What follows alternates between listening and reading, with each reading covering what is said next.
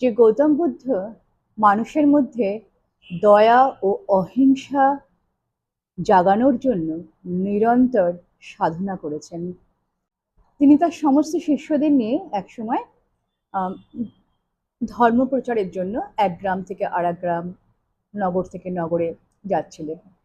এই সময় যেতে যেতে এক সময় তিনি খুব ক্লান্ত অনুভব করলেন।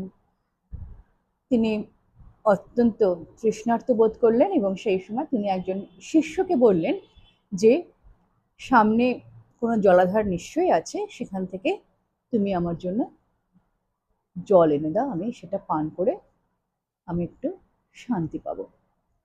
তো একজন শিষ্য মাটির ঘড়া নিয়ে গ্রামের ভেতরে ঢুকলেন এবং সেখান দিয়ে একটা নদী বয়ে যাচ্ছে, সেই নদীর সামনে তিনি গেলেন। নদীতে গিয়ে তিনি দেখলেন যে প্রচুর মানুষ কাপড় ধুচ্ছে,